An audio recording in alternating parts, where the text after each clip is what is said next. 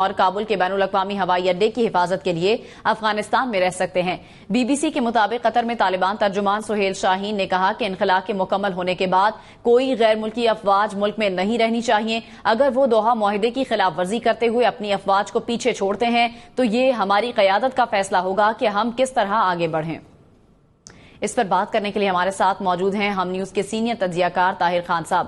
طاہر خان صاحب، کس طرح سے دیکھتے ہیں آپ طالبان کے اس بیان کو؟ طالبان چاہتے ہیں کہ امریکہ سمیت اتحادی فورسز کی تمام فوجی افغانستان سے نکل جائیں، اور ساتھ ہی انہوں نے یہ بھی کہا ہے کہ اگر ایسا نہ ہوا تو رد عمل بھی آئے گا۔ بہت شکریہ مجھے دعوت دینے کی۔ جو دوحہ معاہدہ ہے اس میں صاف صاف لکھا ہے کہ تمام غیر ملکی افواج اور اس کے علاوہ جو فوجی نہیں ہے لیکن وہ کانٹریکٹ پہ ہے وہ بھی تمام افغانستان سے جائیں گے۔ پہلے ان کا 1 مئی کا معاہدے کے تحت 14 مہینے کا جو ٹائم دیا تھا، 1 مئی کے بعد بھی 1 ستمبر اب امریکیوں نے دیا ہے۔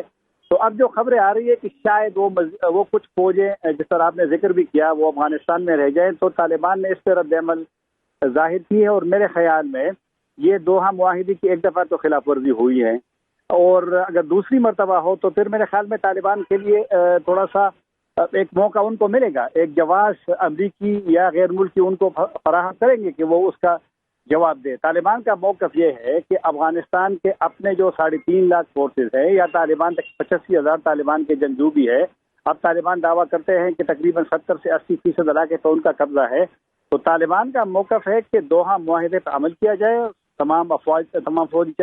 دوسرا کہ یہ جو سیکیورٹی ہے سفارت خانوں کا، یہ افغان فورسز کی اور یا افغان حکومت کی ذمہ داری ہے۔